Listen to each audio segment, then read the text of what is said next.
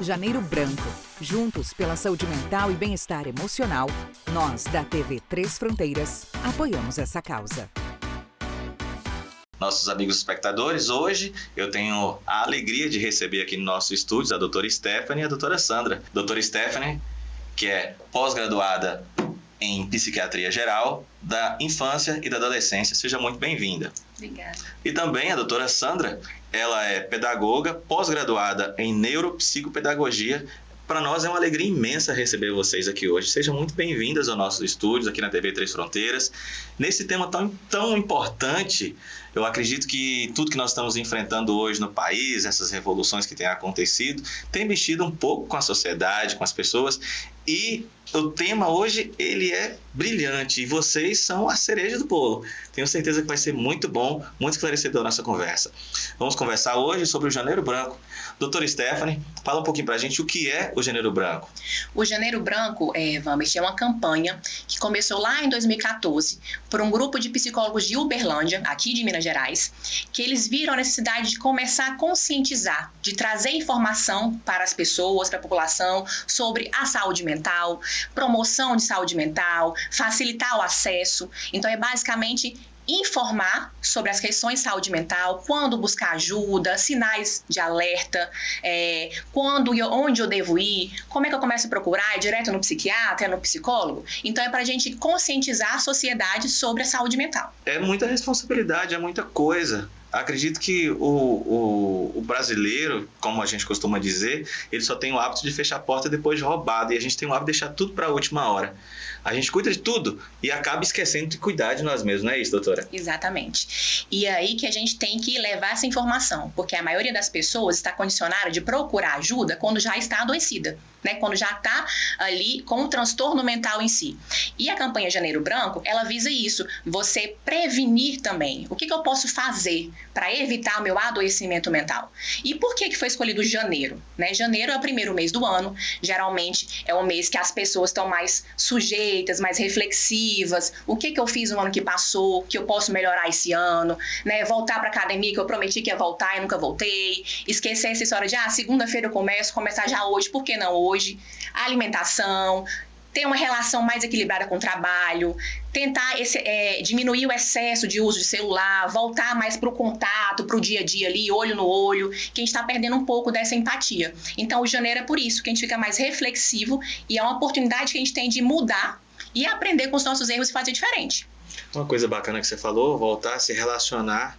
Quando você relaciona com o trabalho, quando você fala das condições, a gente sabe hoje que o burnout está muito em alta, não é isso, doutora Sandra? Exatamente, o burnout está em alta por excesso de trabalho, né?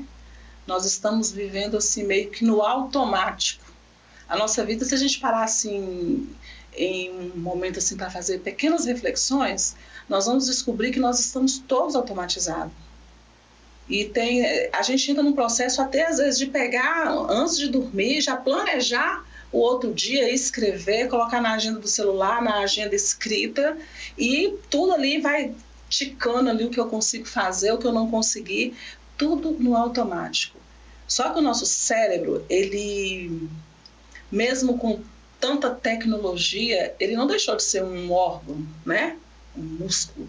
E como o nosso corpo, ele tem assim as suas limitações também. E dentro dessas limitações, quando nós não o respeitamos, aí começa a aparecer o adoecimento emocional. E um dos fatores principais para esse adoecimento emocional, no geral, é a nossa nova rotina também. Você já parou para pensar assim, parece que o dia não tem mais 24 horas? O dia tem que ter 36 horas, tem que ter 48. Parece que diminuiu. Eu tenho que dar conta de tudo. Não, e assim, se eu não fizer isso hoje, eu não consigo fazer amanhã. Nós estamos tão assim programados que às vezes a gente não consegue nem sentir o sabor daquilo que nós estamos comendo. Isso é um ponto interessante, né? Hoje, a sociedade que a gente vive hoje, primeiro a gente se reúne, nós vamos fazer uma refeição, primeiro a gente tira foto e depois a gente começa a comer e volta para o celular. É muito estranho. A senhora considera isso um desafio, doutora Sandra, para a saúde mental? Com certeza é desafiador. Um dos maiores desafio, né, que esse é único, para a gente tentar evitar esse adoecimento emocional é quando eu volto para dentro de mim. Eu faço uma reflexão dos meus atos, das minhas atitudes, das minhas decisões, que refletem não só para mim, mas também para todo o ambiente externo, todos que estão ao meu redor. E eu consigo assim parar para pensar, mas poxa, eu não tô vivendo, eu tô funcionando. E o nosso cérebro chega uma hora que ele deixa de funcionar e ele vai naquele esquema, né? Naquele esquema que é aquela rotininha que você faz todos os dias. Tanto é que às vezes você vai quando já aconteceu isso com você, chegar, o que eu vim fazer aqui? Não, eu vim fazer alguma coisa aqui. Aí você volta o percurso de novo e volta lá. Às vezes você consegue lembrar, às vezes não. Por quê? Porque o nosso cérebro, ele funciona de acordo com aquilo que eu vou alimentando ele. Se eu tô no automático, ele não vai funcionar direito, está no automático. Então nós devemos, assim, eu acho que o maior desafio hoje para a humanidade no geral, principalmente depois desse momento pandêmico que nós tivemos aí, que de certa forma a gente chegou num conceito de assim, eu tenho que viver intensamente tudo hoje, porque eu não sei se eu estou aqui amanhã, e acaba atropelando algumas coisas. A gente precisa desacelerar um pouco. Eu acho que o maior desafio hoje seria, né, doutora Stephanie, a gente desacelerar um pouco. Dentro dessa questão de desacelerar, e que Sandra falou que todo mundo quer viver tudo ao mesmo tempo, e acaba que a gente entra nesse estresse. Então esse apagão de chegar lá na cozinha e não lembrar o que ia fazer, é porque o seu cérebro está constantemente exposto a um estresse. Então esse estresse crônico, essa vida agitada, de toda hora ter que fazer alguma coisa, tem pessoas que se sentem incomodadas de não fazer nada. Eu não posso tirar uma hora de folga ou um dia de folga. Se eu tô parado, tem alguma coisa errada. Eu sou inútil, se sente incomodado realmente de estar parado. Então a falta de equilíbrio, que eu acho que o desacelerar quer dizer isso aí, né? A gente tem que voltar a buscar o nosso equilíbrio. Então esse estresse, essa exposição ao estresse crônico vai gerando sequelas no cérebro, e uma delas é essa questão da perda de memória, então dá o esquecimento, o apagão momentâneo. Sinais de alerta. Vamos aproveitar essa deixa e a gente conversar sobre os sinais de alerta. Quais são os sinais de alerta que o nosso organismo ou que a nossa vida vai dando, já que o tema é Janeiro Branco e a saúde mental está tão em alta? A gente precisa entender, né, antes mesmo da gente entender e saber o que é a doença, vamos entender quais são os sintomas, quais são os sinais de alerta que o nosso metabolismo dá, que o nosso corpo dá, que significa que está na hora de procurar um especialista. Então o nosso cérebro está conectado com o nosso corpo. E ele comanda o nosso corpo inteiro. Então, quando ele está adoecido, os sinais e sintomas que aparecem refletem em todo o nosso corpo. Então, tem pessoas que têm uma oscilação de humor. Então, se você era de um jeito e, por algum motivo, começou a ficar mais triste, mais desanimado, desmotivado, começa a não ter prazer em coisas que você gostava de fazer. Eu amava sair, ir para algum lugar com os meus amigos, já não tem mais interesse. Esses sinais emocionais começam aos poucos. E aí, se isso persistir por um certo tempo e começar a te causar prejuízo e sofrimento, tem que ligar a lanterninha ali que alguma coisa está errada, né? Além disso, o humor, além de ficar deprimido, ele pode começar a ficar mais irritado. Então, a pessoa que ela perde a paciência muito fácil, ela fica explosiva com os colegas de trabalho, uma coisa pequena já é o suficiente para ela ficar estressada, começa a refletir no sono. Aí vem o mais comum, que é a insônia, que é a dificuldade de dormir. Mas tem algumas pessoas que começam a dormir mais para fugir dos problemas, não sabem lidar com os desafios, e aí começa a dormir mais para não sentir aquela dor.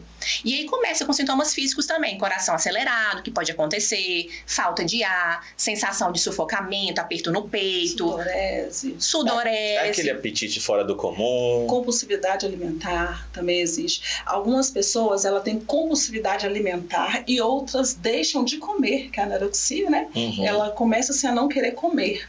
Então todos esses são sinais de alerta. São sinais de alerta. Uma coisa que eu percebo, me corrija se eu estiver errado, a sensação que eu tenho é que quem está dentro do barco, quem está na ilha não consegue se enxergar. Sim. Não é isso? Se é comigo, eu acho que está tudo bem, está tudo tranquilo. A responsabilidade do companheiro, do pai, da mãe, do colega de trabalho, de olhar para o lado, é onde vocês estavam falando da empatia, da necessidade de a gente voltar a ter contato humano, para a gente olhar para o outro e falar, opa, você não está bem. Me corrija se eu estiver errado. Isso mesmo. Exatamente. Às vezes, quando a gente passa pela situação, a gente tem que, para enxergar melhor, a gente tem que afastar um pouquinho, né? Quem está mais afastado tem uma visão mais ampla. Então, quando a pessoa está passando por isso, ela não entende muito bem, ou ela acha que é só uma fase, é só um momento, que ela vai conseguir passar por isso sozinha, ou ela acha que é normal. Essa semana mesmo eu atendi uma paciente, uma adolescente, que ela não entendia que o que ela tinha era ansiedade, porque ela sempre foi assim. Então, a ansiedade, ela também existe em pessoas desde a infância. Então, ela sempre foi muito ansiosa, muito preocupada, pensamento acelerado, tinha dificuldade para dormir. Então, esse era o normal para ela. Então, ela pensou que as pessoas também passavam por isso. Que era todo mundo. E o que o normal era ficar ansiosa. Até que ela evoluiu para um sintoma grave, que ela teve que ser atendida no hospital por conta de uma crise de pânico, né, um ataque de pânico muito forte, que aí a mãe dela chegou para ela, puxou ela para conversar e falou: minha filha, não é normal ficar assim. Não é todo mundo que sente isso. Então você tem uma ansiedade exagerada. Aí ela foi enxergar e ter a consciência do que ela estava sentindo, que era algo que não era o normal para ela. Ela acostumou, porque o nosso cérebro acostuma com tudo, tanto positivo quanto negativo, mas que não era o normal. E ela foi buscar ajuda profissional para melhorar. Nossa, isso é tão sério. Interessante, Ambert, desculpa te cortar. Imagina, interessante é que quando uma pessoa de fora percebe que eu não estou bem, uma pessoa do meu convívio, e ela chega e vem e fala assim: ó, estou te notando, tem alguma coisa errada com você. Eu fiz uma palestra no Stella, eu já tenho minhas datas para conversar com os adolescentes lá. E o adolescente é muito ligado nessa questão de empatia, né? E eu perguntei: quem aqui tem a coragem, né? Porque a pessoa tem que ter coragem para ser assim, chegar perto do colega e falar assim: aqui, estou percebendo que você não está legal, tá tudo bem, eu posso ajudar? Aí eles se entregaram. Eu falei: se você soubesse como isso soa diferente, salva a vida. Porque às vezes a pessoa está ali no desespero, ela está achando que não tem mais saída e está ali morrendo por dentro, gritando por dentro, ninguém está ouvindo, que você chega e fala: tá tudo bem? Eu posso te ajudar? Então, assim, por isso que é desafiador hoje em dia a gente ter tempo para ter saúde emocional. Porque às vezes... E porque o cuidado não é só com a gente, o cuidado com o outro também. Né? Às vezes você tem um marido doente, uma esposa doente, e aí a relação, como já está perdurando há muitos anos, e a pessoa, você convive com a pessoa há muitos anos, você acha que aquilo é o normal. Né? Não, ela foi mudando ao longo dos anos, ele foi mudando ao longo dos anos, e agora eu tô dentro de uma relação que nem eu consigo suportar. A gente vê aí vira uma relação tóxica. Vira uma relação tóxica. E aí a saúde mental dos dois acaba sendo prejudicada. Exatamente. Não é isso mesmo que Exatamente. acontece? Porque não existe, até quando você cuida da sua saúde como indivíduo, reflete no outro, respinga no outro. Porque a saúde mental é isso, é o nosso dia a dia. É eu estar bem comigo mesma, para eu poder interagir melhor com o meu marido, ou com a minha esposa, com os meus familiares, com os meus colegas no trabalho. Aí eu vou ser mais produtiva, eu vou render mais, então eu vou socializar mais. Porque nós somos seres que precisamos de interagir um com o outro. Então, quando eu cuido de mim mesma, eu estou ajudando também as pessoas que estão perto de mim. Socializar mais, vocês querem dizer redes sociais? Não. Socializar mais, eu quero dizer em ter mais interação com pessoas. Interpessoal. Pessoa Isso. com pessoa. Não pode ser com cachorro-gato, não, gente, pelo amor de Deus. Também. Pode. Também. Olha, Inclusive, nós estamos hoje numa época em que as pessoas estão correndo de ter contato com o ser humano. Com todo mundo que eu converso, as pessoas falam: nossa, eu não aguento ver gente, não tenho paciência pra gente. Tô trocando gente pelo meu gato e pelo meu cachorro. É normal isso? Está sendo comum esse sentimento. Mas por quê? Porque aí quando a gente fala ter relação, é saber escolher o tipo de relação. Exatamente. Eu vou ter relação, existe um estudo que fala Estudo Harvard da Felicidade, foi feito na Universidade de Harvard. É um estudo sobre o que você precisa, perguntou para um grupo de pessoas o que você precisa para ser feliz, para viver bem, para ter uma alegria, uma felicidade plena. E aí fizeram várias perguntas, acompanhou por 70 anos as pessoas, então desde pequenininho até adolescência, fase adulta, idoso, alguns morreram durante o estudo. E concluindo, para resumir aqui, o que concluiu esse estudo? Que o ser humano ele precisa de ter relacionamento. Porém, relacionamento sadio. Então, eu não vou ficar perto de uma pessoa, porque é física quântica, contagia. Então, se eu tô perto de Sandra e ela tá resmungando, reclamando, de mau humor, vai me contagiar. É cheio de vícios, de hábitos que não são saudáveis. O seu ecossistema vai acabar te sugando. Então, você vai ficar parecido com as pessoas que estão próximas de você. Então, se eu tô perto de uma amizade que tá me fazendo mal, que eu percebo que tá me colocando para baixo, É lógico que isso não é saudável para minha saúde mental. São os gatilhos, né, que as pessoas falam. Também. Desperta também. E na realidade, nós, quando a pessoa fala assim, fulano tem uma energia negativa, realmente. Tem pessoas que você conversa, quando você acaba a conversa, você tá assim, você sente as suas forças diminuídas, porque no nosso corpo tem energia. Eu não sei se já aconteceu com você de tocar num copo e tá. Aí a gente fala, gente, vai andar na areia descalço, vai abraçar árvore, vai cuidar de plantas. E realmente para descarregar, o nosso corpo tem energia. Só que essas energias, às vezes, nós estamos tão assim, na loucura daquela rotina, eu tenho isso a fazer, que a gente não para mensurar o cansaço mental, o cansaço físico. E aí, quando eu percebo, ou outra pessoa percebe, aí eu falo, não, agora eu tenho que parar e realmente buscar ajuda. Vamos aproveitar, doutora Sandra, e quais são as estratégias? Como que a gente pode combater todos esses sintomas? Vamos criar estratégias, diga pra gente aí o que a gente pode fazer para criar estratégias de autocuidado, como é que a gente pode se blindar com relação a isso? Tá aproveitando sua deixa. Eu acho interessante quando a gente para refletir nas minhas atitudes. Eu falo muito no consultório, porque eu cuido dos pacientes, mas sempre tem um momento que a gente chama a família. Eu cuido muito de pequenininhos. E eu falo assim, gente, dentro de casa nós vivemos em quê? Em sociedade, né? Em sociedade. Dentro dessa sociedade, se um ou outro toma conta de todo o trabalho, de todo o ofício, tem um folgado e tem alguns apertados, né? Sobrecarrega um e o outro fica folgado. Isso já são coisas que eu vou criando na minha rotina e vou aconselhando para que a pessoa, para que a pessoa aprenda a cuidar de si e a cuidar do outro, sendo eficiente, que nós estamos perdendo a capacidade de sentir que eu posso ser eficiente. Está acontecendo muito com os jovens. Por quê? Porque tudo está muito pronto, muito automatizado. Né? É claro que nós vivemos uma época de tecnologia. A tecnologia, gente, é maravilhosa, é muito boa. Ajuda bastante. Ajuda bastante, tanto agora na área médica mesmo, que tem as cirurgias robóticas que são 0,000 passíveis de erro. Isso é um avanço imenso, mas isso não quer dizer que eu deva perder o meu contato, o meu olhar humano, uma refeição. Estar presente, então. Estar presente. Estar presente é uma estratégia boa de autocuidado e de cuidado com o próximo, então. E outra coisa que a gente tem que aprender a vencer é lutar contra o nosso próprio eu, porque o meu eu quer pisar no acelerador. O meu eu quer pisar no acelerador. Eu me acostumo, eu entro numa rotina e é viciante. A regra vale para outras coisas também. E é uma estratégia de autocuidado. Então, existem várias estratégias de autocuidado. O sono é extremamente importante. Então, fazer higiene do sono. São orientações do que eu posso fazer na rotina da minha casa para melhorar o meu sono. Diminuir a quantidade de café. Não é que o café faz mal, o excesso. Então, aqui a gente tem que chegar no equilíbrio. Não existe um vilão. É a maneira que a gente está se comportando. Então, o sono é fundamental, dormir bem, evitar ficar usando o celular 2 a 3 horas antes de dormir, ou qualquer tipo de tela, evitar ter televisão no quarto ou assistir televisão no quarto, que a sua cama, você vai para o quarto quando você estiver com sono. Tô deitada, minha mente está acelerada, perdi meu sono, vou ligar o celular ali, vou mexer no celular para poder relaxar, você não vai conseguir distrair. Então, levanta, senta na poltrona ou na cadeira, lê um livro, vai ler a Bíblia ou o que você está acostumado a ler, porque isso distrai a sua mente. Então, se eu pegar o celular quando eu tô com insônia para poder tentar dormir, a minha mente vai ficar acelerada. A luz do celular diminui a produção de melatonina, que é o hormônio do sono. Aquele movimento, a facilidade com que a gente consegue alcançar as coisas no telefone, te deixa mais acelerado e mais ansioso. Fora que, se você encontrar outra pessoa que está passando pela mesma fase que você, vocês vão entrar num ciclo vicioso de bater papo. Vai virar madrugada. E aí você vira madrugada.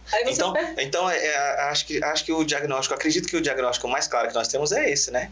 A gente precisa se cuidar. Tá na madrugada, vê alguém online e fala, fulano, vai dormir. A gente precisa ter rotina saudável. Então, hábitos saudáveis. A maioria das pessoas que tem algum transtorno de ansiedade ou depressão, quando você vai olhar o hábito, a rotina dela, tá toda disfuncional, toda desregrada.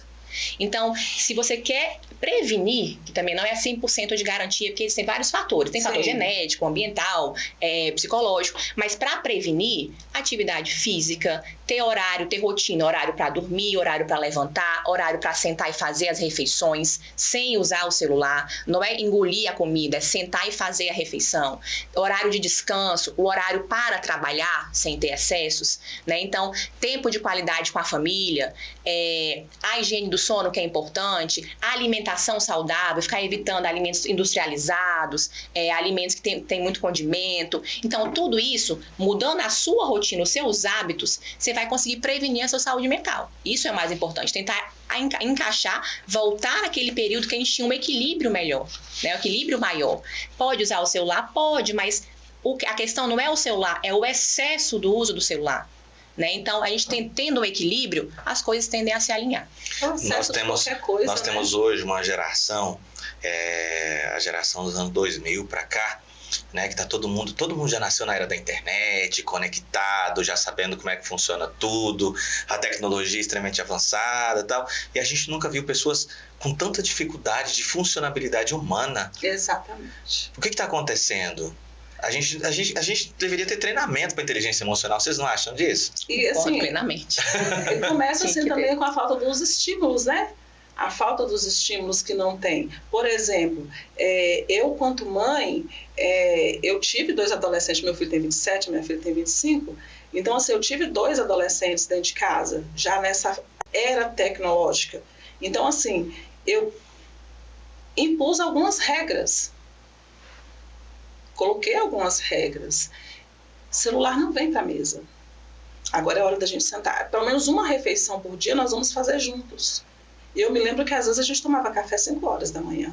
Porque a gente sabia que durante o decorrer do dia, o pai ia viajar, ele não ia chegar, estava dormindo, ia sair de novo, eles estariam dormindo, então a gente tinha uma refeição juntos. E dentro dessa refeição tinha uma rotina.